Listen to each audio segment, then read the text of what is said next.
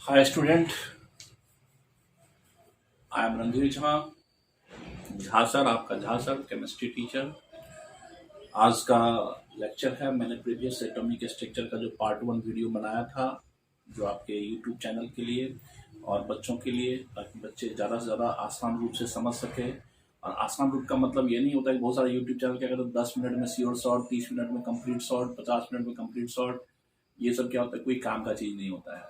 क्योंकि जब तक आपके पास में ब्रीफ नॉलेज नहीं रहेगा, जब तक आपके पास में फाउंडेशंस नहीं रहेगा, तब तक समझिए आप किसी भी टॉपिक पे स्ट्रांग नहीं हो सकते हैं। इसीलिए मैं जो भी टॉपिक आप तक पहुंचाता हूं वो पूर्णतः कंप्लीट टॉपिक होता है।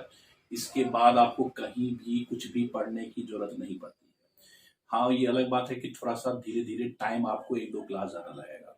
तो ऐसा नहीं कि मुझे आपको ठगना है या कुछ करना है कि मैंने 10 मिनट में, 20 मिनट में वो सब रिवीजन स्टडी हो सकता है। वो भी मैं आपको कभी कभी दूंगा 1 घंटे में शॉर्ट क्लास, ठीक है। तो फिलहाल हम बात करते हैं हमारा एटॉमिक स्ट्रक्चर का, ये जो एटॉमिक सेकेंड टॉपिक यानी सेकेंड लेक्चर है।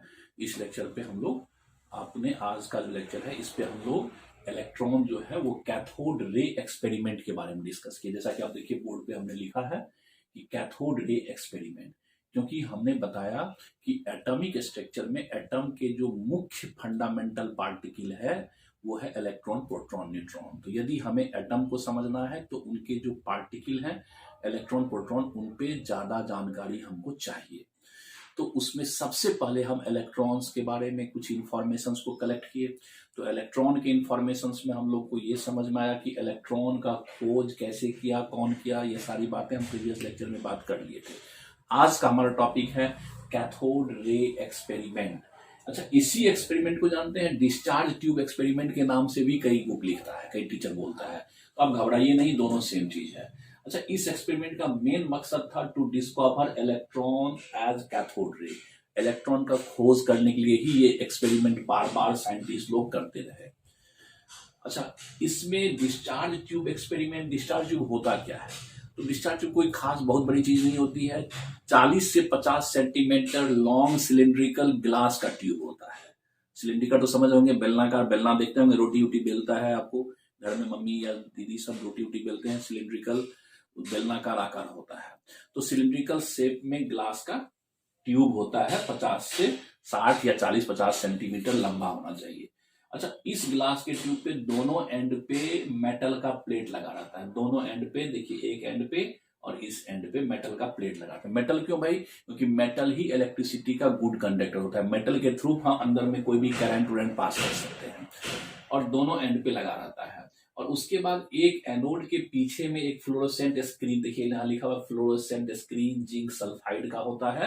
ये एक मटेरियल होता है, ये स्क्रीन होता है जिसपे कुछ भी तरह का पार्टिकल जो नहीं भी दिखाई पड़ता है, अगर उस पर किसी भी तरह का एक्टिविटी हुआ तो वो चमक दिखाई पड़ेगा। कोई चीज अगर दिखने वाला या ना दिखने वाला इस पे टकराएगा स्क्रीन पे तो उसका चमक आपको दिखाई पड़ेगा। क्योंकि कैथोड रे जो है वो इनविजिबल रे है, मतलब उसको आप देख नहीं सकते हैं। तो इनविजिबल मतलब अदृश्य है, वो दिखाई नहीं पड़ेगा। तो कैसे बदले भाई कैथोड रे निकला? क्योंकि दिखाई तो पड़ेगा नहीं। तो इसके लिए पीछे में हम एक स्क्रीन, एनोड के पीछे में एक स्क्रीन लगा देते हैं। वो स्क्रीन फ्लोरोसेंट स्क्रीन होता है, जिंक सल्फाइड मटेरियल का बनता है।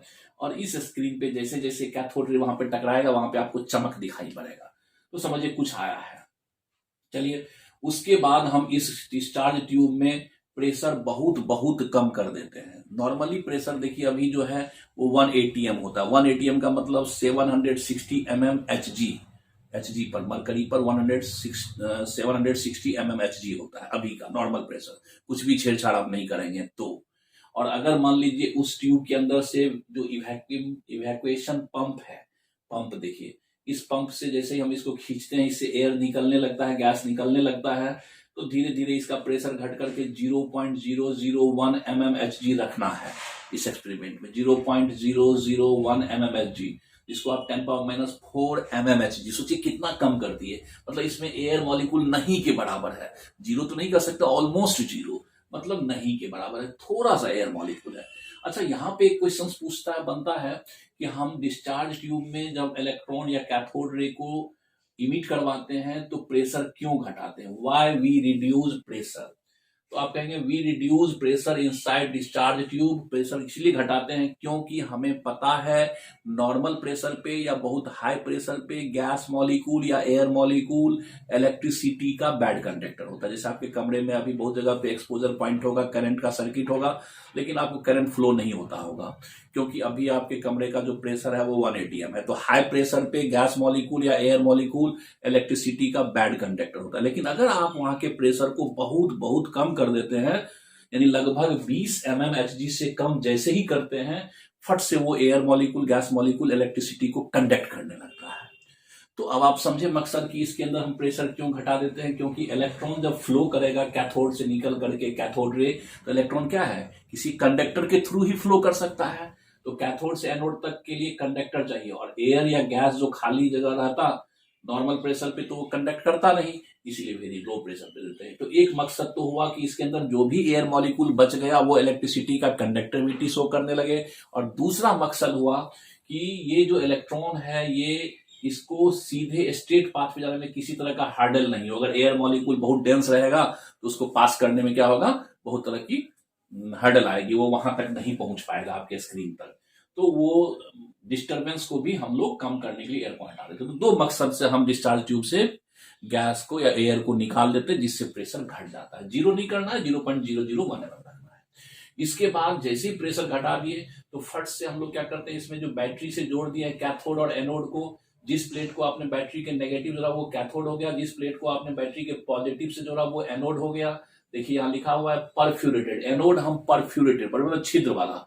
चलनी उल्ली देखे होंगे घर में, मम्मी सब यूज करते हैं, तो उसमें क्या होता है, उसमें अंदर में छेदा रहता है क्योंकि उससे कुछ निकल जाता है। ठीक है, तो वो हम जो एनोड लेंगे वो छिद्र वाला प्लेट लेंगे, परफ्यूरेटेड छिद्र वाला लेंगे, और कैथोड सॉलिड प्लेट लेंगे। कैथोड को बैटरी के नेगेटिव से जोड़ देंगे, एनोड को पॉजिटिव से जोड़ देंगे। और जैसे ही यहाँ पे 10 किलो वोल्ट मतलब 10,000 वोल्ट, ध्यान रखिएगा 10,000 वोल्ट जैसे ही पोटेंशियल डिफरेंस डेवलप होगा तो आप क्या, आपको दिखाई तो नहीं पड़ेगा, आपको इस स्क्रीन पे एक्सपोजर दिखाई पड़ेगा, चमक, ब्राइटनिंग।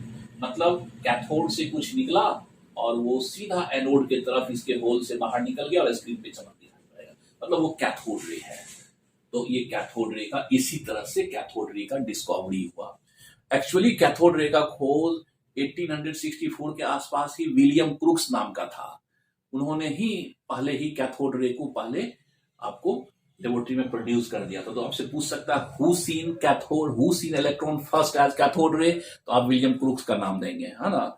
लेकिन अगर आपसे पूछे हु डिस्कवर्ड इलेक्ट्रॉन, तब आप जे थॉमसन का नाम देंगे, क्योंकि इलेक्ट्रॉन की डिस्कवरी का खोज थॉमसन साहब के ऊपर में क्रेडिट जाता है, विलियम क्रूक पे नहीं। क्योंकि विलियम क्रूक ने क्या किया, उसको कैथोड रे कह दिया, जबकि उसी को थॉमसन ने इलेक्ट्रॉन कह दिया। इसलिए क्रेडिट किस पे जाना चाहिए बच्चों, थॉमसन पे जाना चाहिए, है ना। क्योंकि थॉमसन ने ही राजपट से पर्दा उठाया कि भैया ये कैथोड रे नहीं है, ये इलेक्ट्रॉन है। विलियम क्रूक साहब हम लोगों को उल्लू बना रहे हैं, ठीक है। लेकिन चलिए उस टाइम में उल्लू बनना भी जो है साइंटिस्ट बना रहे थे, तो कुछ ना कुछ नई बातें थी, इसलिए उनका उल्लू बनाना कोई बहुत बड़ी अपराध नहीं था, उनको भी जानकारी नहीं था। लेकिन कम से कम कैथोड रे लोगों के सामने लाया, तो इसीलिए उनकी भी बहुत बड़ी योगदान है, क्रेडिट है। थॉमसन साहब ने इस बात को उठाया कि नहीं, ये कैथोड रे नहीं है, ये इलेक्ट्रॉन है। इसीलिए इलेक्ट्रॉन के खोज का क्रेडिट जो है वो जे थॉमसन पे चला गया। तो चलिए ये कैथोड रे निकल गया।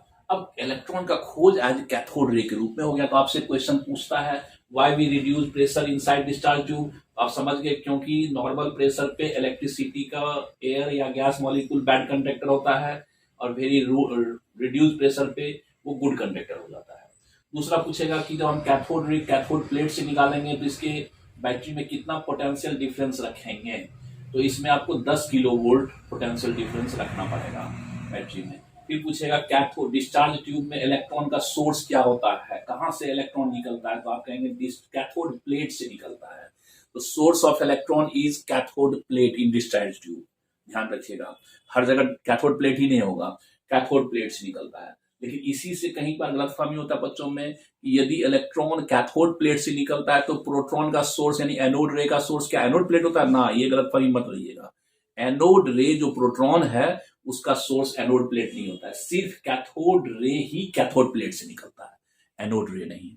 तो ये बातें हो गई। फिर इसमें आया कि स्पेसिफिक चार्ज जो होता है कैथोड रे का, एनोड रे नहीं, इलेक्ट्रॉन का स्पेसिफिक चार्ज क्या है ये आगे बताएंगे। स्पेसिफिक चार्ज कैथोड रे का इन किसी भी फैक्टर पे डिपेंड नहीं करेगा। मतलब अगर कैथोड प्लेट का नेचर बदल दें तब भी डेवलप डिपेंड नहीं करेगा। हो सकता है कॉपर के जगह पे आप आयरन का प्लेट ले लीजिए, आप एल्यूमिनियम का प्लेट ले लीजिए, लेकिन ऐसा नहीं होगा कि कैथोड रे का स्पेसिफिक चार्ज बदल जाएगा। कैथोड रे का स्पेसिफिक चार्ज वही होगा जो आयरन के प्लेट लेने पर होगा, कॉपर के प्लेट लेने पर होगा, उसमें कोई तरह का वेरिएशन नहीं होगा। इसके अंदर गैस कोई दूसरा भर देंगे तो क्या कैथोड रे का स्पेसिफिक चार्ज बदल जाएगा? तो कहोगे नहीं, क्या मतलब कैथोड रे का स्पेसिफिक चार्ज किसी भी फैक्टर पे डिपेंड नहीं करता है। तो ये इंपॉर्टेंट पॉइंट आपने कैथोड रे एक्सपेरिमेंट से रिलेटेड आपको आ गया। ये 1896 के आसपास किया गया था, लेकिन इसका मतलब ये नहीं कि ये डिस्चार्ज ट्यूब एक्सपेरिमेंट यानी डिस्चार्ज ट्यूब या कैथोड रे ट्यूब आपको 1896 में ही बना था। ये 1837 से ही लोग इस पे काम करने लगे थे। तो ये था इलेक्ट्रॉन के खोज से एक्सपेरिमेंट। चलिए ओके, इसको आप नोट कर लीजिए। इसके बाद हम बताएंगे कि कैथोड रे का नेचर क्या सब होता है। ओके, तो अब हम लोग जो है कैथोड रे के डिस्कवरी के बाद, कैथोड रे के एक्सपेरिमेंट के बाद हम लोग ये देखे वैज्ञानिकों ने कैथोड रे के पीछे पड़ गया कि भाई कैथोड रे क्या है, किस तरह से व्यवहार करता है, क्या नेचर है। ये सारी बातों को अलग अलग साइंटिस्ट ने, बहुत सारे लोगों ने कैथोड रे पे काम किया, बहुत सारे साइंटिस्ट ने काम किया, और सभी साइंटिस्ट ने अपने अपने ऑब्जर्वेशन को जो जो कैथोड रे के साथ देखा उसको उसने इकट्ठा किया, कैथोड रे के प्रॉपर्टीज के रूप में हम लोग पढ़ते हैं। So nature of cathode ray, यानी कैथोड रे जिसे हम इलेक्ट्रॉन मानते हैं उसका कुछ खास नेचर होता है, गुण होता है, और ये नेचर को अलग अलग एक्सपेरिमेंट से साइंटिस्ट ने एक्सप्लेन किया। इसमें सबसे पहला नेचर कैथोड रे का देखिए, कैथोड रे आर इनविजिबल रे, यानी ये दिखने वाला नहीं होता है, अदृश्य होता है, इसको दिखाई नहीं पड़ेगा लाइट की तरह। दे आर नेगेटिव चार्ज, ये नेगेटिव चार्ज होता है। कैसे भाई? जैसे ही इस कैथोड रे को आप इलेक्ट्रिक फील्ड से पास करेंगे तो ये पॉजिटिव प्लेट की तरफ डेविएट कर जाएगा। इसका मतलब cathode ray negative charge particle होता है। तीसरा है they are particle in nature, यानी कैथोड रे पार्टिकल नेचर का होता है। क्यों भाई, कैसे कहेंगे? क्योंकि कैथोड रे में कैनेटिक एनर्जी होता है, और कैनेटिक एनर्जी बिना मास का होगा नहीं, और अगर मास है तो वो पार्टिकल है, यानी मैटर है। तो जो विलियम क्रूक साहब ने इसे रे बार बार कह रहा था, वो रे नहीं आया, नहीं ये कोई वेव या एनर्जी नहीं है, इसमें मास है, इसके पास कैनेटिक एनर्जी होता है। तो कैसे कहेंगे इसके पास कैनेटिक एनर्जी है? तो एक छोटा सा एक्सपेरिमेंट किया गया था साइंटिस्ट के द्वारा कि कैथोड रे जिस रास्ते से गुजर रहा था उस रास्ते में ही एक छोटा सा पैडल मतलब बहुत छोटा, गिरनी जिसको कहते हैं आप, व्हील जिसको कहते हैं, बहुत ही छोटा माइक्रो टाइप का पैडल रखा गया, पैडल। और तो क्या देखा, कैथोड रे जैसे ही वो माइक्रो पैडल से पास किया तो पैडल को घुमा दिया, रोटेट कर दिया। इसका मतलब कैथोड रे, उसको क्या, इसका मतलब कैथोड रे के पास कैनेटिक एनर्जी है, क्योंकि कैनेटिक एनर्जी ही मैकेनिकल वर्क डन में कन्वर्ट हो सकता है डायरेक्टली। तो साइंटिस्ट ने समझा अच्छा कैथोड रे जो है इसके पास कैनेटिक एनर्जी है, और जब कैनेटिक एनर्जी है तो हाफ mv², यानी उसके पास मास है। तो इस बेसिस पे कहा गया कि they are particle in nature so having kinetic energy. इसका मतलब कैथोड रे में काइनेटिक एनर्जी है, ध्यान रखिए। जबकि एक्सरे, गामा रे, ये सब जो रे है उसमें काइनेटिक एनर्जी नहीं है, अलग तरह का एनर्जी है वो। तो उसके बाद कैथोड रे का फिर एक्सपेरिमेंट किया, दे डेविएट, उस कैथोड रे डेविएट करता है टुवर्ड्स पॉजिटिव प्लेट। जैसे ही इलेक्ट्रिक फील्ड में कैथोड रे को आप रखेंगे, ऊपर एक प्लेट लगाइए, नीचे एक प्लेट लगाइए, अब उसमें करंट दौड़ा दीजिए तो बीच में इलेक्ट्रिक फील्ड आ गया। उससे जैसे ही कैथोड रे आपको पास करेगा तो कैथोड रे पॉजिटिव प्लेट की तरफ डेविएट कर जाता है। Cathode ray can deviate towards positive plate, जब उसको इलेक्ट्रिक फील्ड से आप गुजारेंगे, या मैग्नेटिक फील्ड, मैग्नेट चुंबक को रख दीजिए, मैग्नेटिक फील्ड से गुजारेंगे तो वो डेविएट कर जाता है। जबकि एक्सरे, गामा रे, ये सब जो रे है ये डेविएट नहीं करता, इसका मतलब वो चार्ज नहीं है। और कैथोड रे इलेक्ट्रिक फील्ड में डेविएट करता है, इसका मतलब चार्ज है, वो चार्ज पार्टिकल है, न्यूट्रल नहीं है। फिर दे कैन प्रोड्यूस हीट, यदि कैथोड रे को आप फास्ट मूविंग कैथोड रे मतलब इलेक्ट्रॉन को आप किसी हार्ड सरफेस से टकराओगे, हार्ड सरफेस से टक्कर कर गया तो वहां पे हीट प्रोड्यूस कर देगा, इसलिए हम कह सकते हैं they can produce heat when strike from hard surface. ठीक है, फिर चलिए उसके बाद कैथोड रे में एक और गुण होता है, अगर हार्ड सरफेस के टकराओगे तो वो हीट प्रोड्यूस कर देगा। लेकिन यदि इसी कैथोड रे को आप हैवी मेटल समझते हैं ना, मेटल जैसे डी ब्लॉक के मेटल होते हैं, निकेल होता है, टंगस्टन होता है, क्रोमियम होता है, आयरन, ये सब मेटल है। लेकिन उसमें भी भारी मेटल, कोई लाइट मेटल नहीं लेना है। हैवी मेटल के सरफेस से यदि हम कैथोड रे को टकराते हैं तो they can produce X ray when strike from surface of heavy metal. तो कैथोड रे एक्सरे भी प्रोड्यूस कर सकता है। वाह भाई, तो कैथोड रे और एक्सरे दोनों रे ही बोल रहे हैं, लेकिन कैथोड रे पार्टिकल रे है जबकि एक्सरे इलेक्ट्रोमैग्नेटिक रे है। ध्यान रखिएगा, एक्सरे में चार्ज नहीं होता है, एक्सरे में मास नहीं होता है, एक्सरे में सिर्फ एनर्जी है, जबकि कैथोड रे में चार्ज भी होता है, मास भी होता है और काइनेटिक एनर्जी होता है। तो cathode ray can produce x ray, है ना, from surface of heavy metal. They can cast shadow of an opaque object. अगर आप कैथोड रे के रास्ते में कोई अपारदर्शी, ओपेक्यू मतलब अपारदर्शी जिससे लाइट आर पार नहीं कर सके, ऐसे ऑब्जेक्ट को अगर रखते हैं तो कैथोड रे उसके शैडो बना देता है, पीछे में कास्ट कर देता है। तो शैडो बनाने की प्रोसेस को, इसका मतलब कैथोड रे स्ट्रेट पाथ पे ट्रेवल कर सकता है ना। फिर they can have ionization power to ionize gas molecule. किसी भी गैस मॉलिक्यूल के, एयर मॉलिक्यूल से जब कैथोड रे गुजरेगी तो उसको आयोनाइज कर देगा, मतलब उसे आयन में बदल देगा। आयन में बदलने का मतलब हो गया कि मान लीजिए आपको ये H2 गैस है, ये न्यूट्रल मॉलिक्यूल है, और जैसे इससे H2 गैस से कैथोड रे आपको टकराएगी तो जानते हैं क्या करेगा, इस H2 गैस मॉलिक्यूल को H प्लस आयंस में और इससे इलेक्ट्रॉन निकाल देगा। देखिए अब ये गैस क्या हो गया, बिकम आयोनाइज, आयंस बन गया। अगर एयर से भी कैथोड रे पास करेगी तो आयोनाइज कर देगा। तो कैथोड रे में भी आयोनाइज करने की क्षमता है। आयोनाइज करने की क्षमता हर रे में होता है, एक्स रे में भी होता है, गामा रे में भी होता है, अल्फा रे में भी होता है, कैथोड रे में भी आयोनाइजेशन पावर है। ओके, यहां से कुछ क्वेश्चंस पूछे जाते हैं नीट सम में कि बताइए किसमें आयोनाइज करने की पावर है। कैथोड रे में पेनिट्रेशन पावर भी होता है, कैथोड रे में पेनिट्रेशन पावर भी होता है। इसे आप लिख लीजिए, फिर हम इसको बोर्ड को साफ कर देंगे, या स्क्रीनशॉट ले लीजिए आप इसे। ओके, तो जैसा कि आपने देखा कैथोड रे में एक बड़ा खास गुण देखा, आयनाइज करने की क्षमता, आयनाइज करने की प्रॉपर्टी। ये प्रॉपर्टी ऐसा नहीं कि कैथोड रे का एकलौता प्रॉपर्टी है, ये प्रॉपर्टी आपको अल्फा रे में भी होता है, बीटा रे में भी होता है, आपने पढ़ा होगा, गामा रे में भी होता है, बहुत में होता है। लेकिन किसी में आयोनाइज करने की क्षमता कम होता है, किसी में ज्यादा होता है। तो यहां से नीट के पेपर में या फिर जेई मेंस के पेपर में या किसी भी कंपटीशंस में एक क्वेश्चंस बनता है कि जो भी ऐसे पार्टिकल टाइप के रे हैं उसमें आयोनाइज करने की क्षमता किस फैक्टर पे डिपेंड करता है। जैसे एक बार देखिए क्वेश्चंस बना हुआ था, हम आपको दे देते हैं। आयोनाइजेशन क्वेश्चन ऐसे था, which one has more ionization power?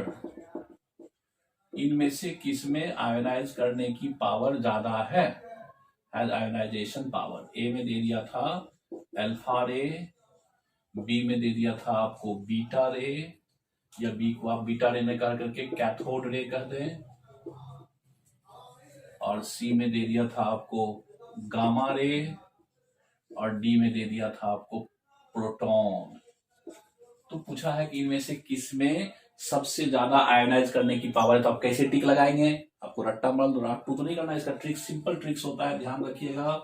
Ionise powers करने का ट्रिक क्या होता है कि आयोनाइजेशन पावर, आईपी ध्यान रखिएगा शॉर्ट में, is directly proportional to mass और inversely proportional to energy, mass and inversely proportional to energy. या फिर ionization power is directly proportional to wavelength, यानी लैम्डा।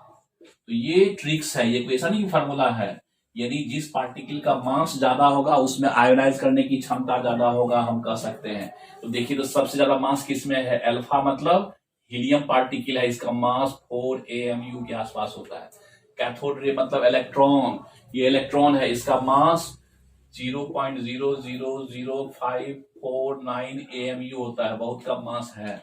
गामा रे में मास, इसमें 0 मास होता है, मास है नहीं। प्रोटॉन का मास आपको देखिए 1.00672 AMU होता है। तो बताइए आयोनाइजेशन पावर मास पे डिपेंड करेगा, जिसका मास सबसे ज्यादा होगा। तो सबसे ज्यादा मास इन चारों में किसका है? अल्फा रे का। इसीलिए आप कह सकते हैं अल्फा रे में आयोनाइजेशन क्षमता सबसे ज्यादा है। ठीक है, तो मास पे डिपेंड करेगा। और यदि कोई वेव होगा तो वेव लेंथ पे आप निकालेंगे। तो कहने का मतलब कैथोड रे के आयोनाइजेशन क्षमता होता है कैथोड रे में। इसका मतलब ये नहीं कि सिर्फ कैथोड में ही होता है, ये अल्फा रे में भी होता है, बीटा रे में भी होता है, गामा रे में, सब में आयोनाइजेशन होता है, लेकिन किसी में कम किसी में ज्यादा।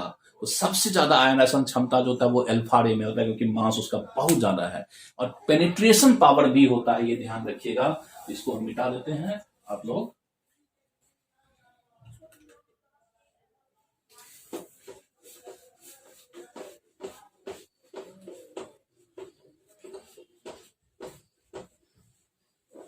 ओके, कैथोड रे एक और प्रॉपर्टी देख लीजिए। 8वां प्रॉपर्टी आयोनाइज करने का होता है। तो दे कैन हैव, दे मतलब cathode ray, they can have penetration power. Cathode ray में पेनिट्रेट करने की भी पावर होता है, लेकिन ध्यान रखिएगा जिसमें आयोनाइजेशन क्षमता ज्यादा होगा, जो ज्यादा आयोनाइज करेगा वो पेनिट्रेट कम करेगा किसी भी ऑब्स्टिकल को, किसी भी डिस्टरबेंस को, किसी भी बैरियर को पेनिट्रेट करने की क्षमता उसमें कम होता है। तो इसको आप दिमाग से रखिए, आयोनाइजेशन स्ट्रेंथ का जस्ट उल्टा होता है penetration power. So you can say more the ionization strength, जिसमें आयोनाइजेशन स्ट्रेंथ ज्यादा होगा, लोअर दी पेनिट्रेशन पावर, उसमें पेनिट्रेशन पावर उतना ही कम होगा। तो यदि अल्फा में आयोनाइजेशन सामर्थ्य ज्यादा है, इसका मतलब पेनिट्रेशन पावर कम है। तो ध्यान रखिएगा, एक बड़ा इंपॉर्टेंट चीज है यहाँ पे, ऑर्डर ऑफ आयोनाइजेशन स्ट्रेंथ। इसमें सबसे ज्यादा आयोनाइज करने की स्ट्रेंथ है, तो अल्फा रे में सबसे ज्यादा आयोनाइज करेगा। फिर बीटा रे मतलब कैथोड, इसमें कम, और सबसे कम गामा रे में है। ये भी कह सकते हैं अल्फा रे में आयोनाइजेशन पावर ज्यादा है, फिर इससे कम आपको न्यूट्रॉन में है, इससे कम प्रोटॉन में है, इससे कम आपको कैथोड रे में यानी इलेक्ट्रॉन में है। तो ये आयोनाइज करने का पावर यहाँ पे हमने मास से ले लिया। ठीक है, और यही पे अगर बात करें पेनिट्रेशन पावर, जस्ट उल्टा होगा। तो order of penetration power just उल्टा कर दीजिए, ऑर्डर ऑफ पेनिट्रेशन पावर। तो सबसे ज्यादा पेनिट्रेशन पावर किसमें होगा? तो अल्फा में कम होगा पेनिट्रेट करने की, बीटा में ज्यादा होगा, इससे ज्यादा गामा में होगा। तो पेनिट्रेशन पावर उल्टा होता है। तो ये सबसे इंपॉर्टेंट चीज हो गया कि कैथोड रे के जो हमने नेचर पढ़ा, 10-12 करीब नेचर पढ़ लिया, 9-8 नेचर, इसमें से बहुत सारे नेचर को हम लोग समझते भी हैं, ताकि हम उसके बेसिस क्वेश्चंस बना सकें नीट में और जेई मेंस में, पेपर में।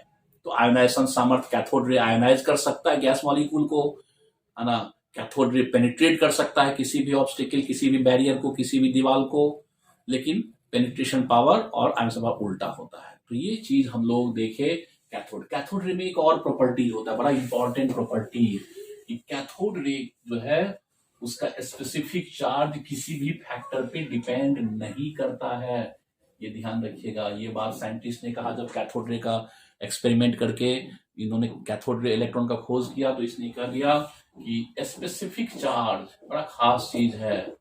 Specific charge of cathode ray पे एक एक्सपेरिमेंट है, थॉमसन एक्सपेरिमेंट, इस पे एक हम वीडियो लेक्चर बना देंगे, उसको देखिएगा। वैसे हम स्पेसिफिक चार्ज इलेक्ट्रॉन का, प्रोटॉन का याद रखते हैं, लेकिन इसको एक्सपेरिमेंट के द्वारा निकाला गया था। इस पे एक हम वीडियो लेक्चर बना देंगे कि कैसे एक्सपेरिमेंट से स्पेसिफिक चार्ज निकाला।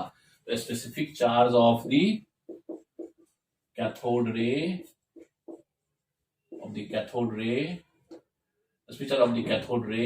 is not depend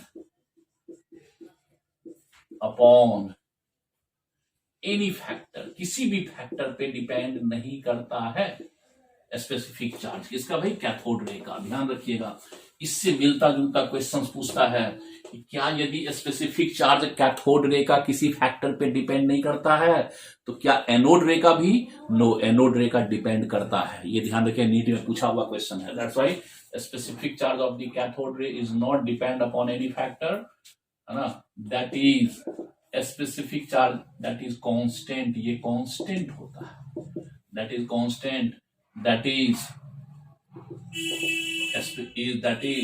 1.76 into 10 to the power 11 coulomb per KG. ये याद रखिएगा, इलेक्ट्रॉन का कैथोड रे का स्पेसिफिक चार्ज इतना होता है, कभी नहीं बदलेगा, चाहे आप कुछ भी कर लीजिए, चाहे आप डिस्चार्ज ट्यूब में पोटेंशियल डिफरेंस बढ़ा दें घटा दें, प्रेशर बढ़ा दें घटा दें, मेटल का इलेक्ट्रोड का मेटल बदल दें, चाहे कॉपर का लें, चाहे आयरन का लें, चाहे किसी का लें, ये फिक्स रहेगा। तो specific charge of cathode ray is constant, इसीलिए थॉमसन ने ये निष्कर्ष पे पहुंचा। So that's why specific charge of the cathode ray is same as a specific charge of electron, ये बात थॉमसन ने कहा। सो इसीलिए cathode ray is not a रे, इसलिए ये रे नहीं है, इज नॉट ए रे, ये एक रे नहीं है, गलत फहमी मत रहिए, विलियम कुक साहब इसको रे बोल रहे हैं आप लोग, ये रे है, रे वो नहीं है, कैथोड रे इज नॉट रे, this is a stream of, stream तो जानते हैं, stream of fast moving electron. तो पूछा भाई कैथोड रे क्या है, तो कहा ये फास्ट मूविंग इलेक्ट्रॉन का ही एक धारा है, इलेक्ट्रॉन्स। ओके, तो ये जो था 9, 10, 8, 9, 10 जो है ये कैथोड रे का नेचर अलग अलग ढंग से, लेकिन फाइनली हम एक लाइन में कह सकते हैं ये कैथोड रे इलेक्ट्रॉन है, जो एक नेगेटिव चार्ज पार्टिकल, जिसमें कुछ मास होता है, जिसका कुछ चार्ज होता है, जिसका कुछ स्पेसिफिक चार्ज होता है, और ये सब फिक्स होता है। तो now all we have discuss about the cathode ray, इसको आप नोट कर लीजिए, और कैथोड रे इलेक्ट्रॉन के रूप में, इसलिए कैथोड रे एक्सपेरिमेंट को हम लोग एक्सप्लेन कर लिए। अब हम लोग नेक्स्ट क्लास में बात करेंगे।